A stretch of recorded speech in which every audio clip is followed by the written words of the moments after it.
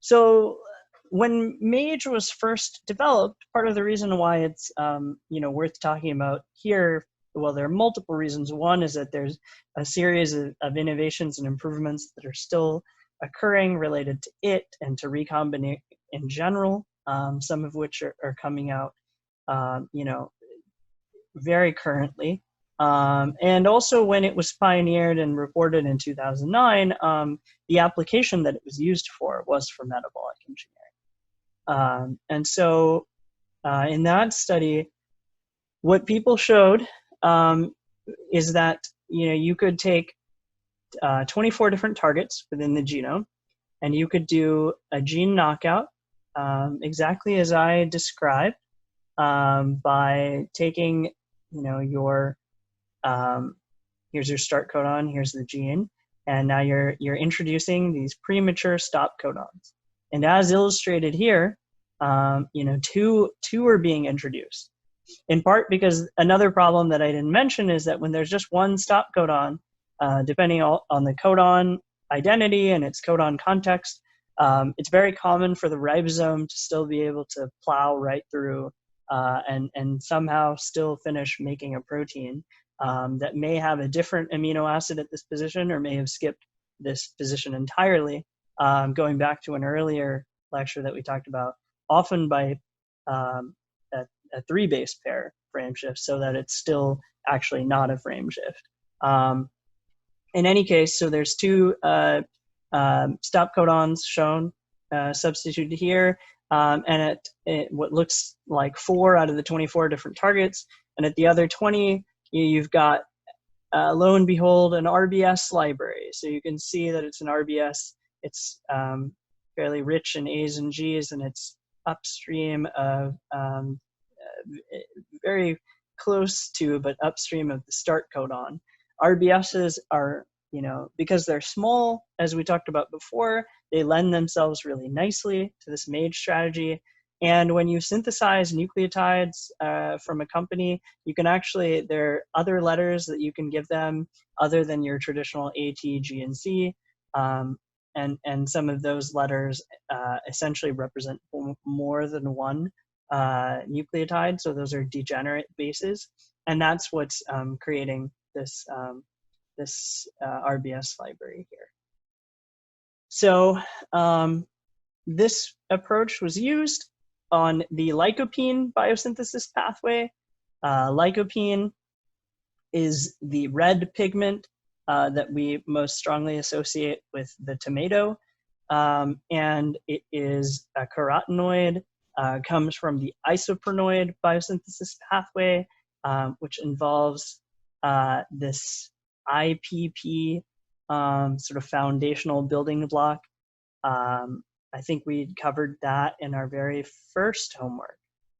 So you guys might have a sense of both what IPP looks like as well as what beta carotene, which is just one step downstream, I believe, of lycopene looks like. So these targets were actually all previously identified in the literature. You've got some modifications that you can make pretty early on in central metabolism, and then genes within this pathway here that's largely heterologous. This was done in E. coli, and all the ECs. You can see the amount of lycopene that it initially produced, and then you can see that I think this was one of the best versions, or a version just.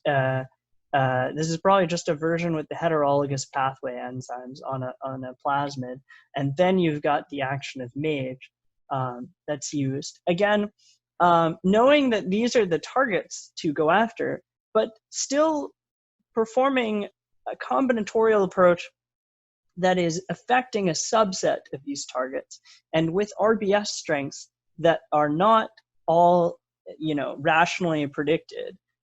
So, there wasn't a prediction that said, oh, you need this strong of an RBS in front of this gene. So this MAGE process is through combinatorial mutagenesis within a population, effectively creating diversity to look at that.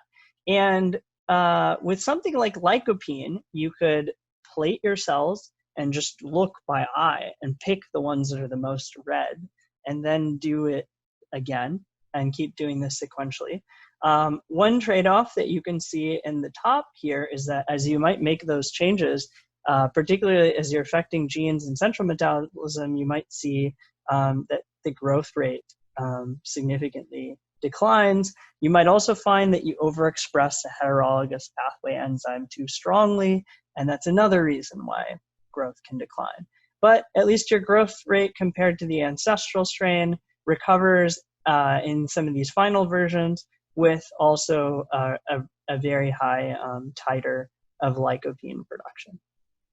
And so that, I think, is one of the best illustrations of what genome engineering techniques can do for metabolic engineers in concert with approaches like metabolic flux analysis to figure out what targets to go after in the first place. Of course, this was a lecture about the genome engineering tools themselves. So I've just given a hint of an application, but the applications lecture is really mostly the next one. But you know, I thought it would be weird to introduce MAGE and then not talk about at least the application that it was used for. So we'll spend more time coming up on other applications that are maybe less what you would expect, or less connected with MFA. So anyway, some key takeaways here for genome engineering tools is genome editing has broad societal consequences, especially if you're interested in biotechnology at large. You know, CRISPR-Cas9 and the nucleases aren't really so useful for metabolic engineering, particularly in bacteria. And so genome engineering methods are really organism dependent. And you see common themes, homology, selection. So I indirectly mentioned this with the lycopene example. There was no selection. There is two forms of a screen occurring in that situation, right? One is that if you've made really deleterious impacts on cell growth to a given cell within a population, then that cell, because it grows slower than its peers, is going to become underrepresented in the population over time. So one assumption you could have is that if you have a technique that's generating some diversity like MAGE, and you're concerned about something becoming much less fit, well, if you're only hitting a certain percentage of the population, then you're gonna keep weeding that out, depending on, you know, just how unfit you're making it. And that's another area where the allelic replacement efficiency can have a big impact. Because if you start making that mutation in nearly 100% of your population, then that effect goes away. You're no longer able to winnow out the weak growers from the strong. And in this case, the selection or screening by eye for what's red also assisted with the ability to find variants that were interesting.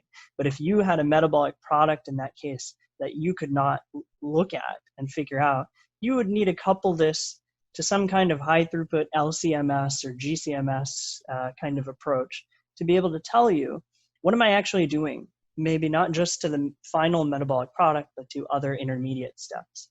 And there are many, including at least one member of my thesis committee at MIT, who would say, well, this is kind of an unnecessary approach because odds are high you're going to have one rate limiting enzyme in your pathway, and you should really focus all of your attention there. And this kind of general overexpression, you know, deletion approach is not going to do anything to make your rate limiting enzyme more active. So if you go in with a little bit more of a hypothesis driven approach in concert with some of these tools, that's when you can perhaps get the biggest bang for your buck in terms of really improving a pathway.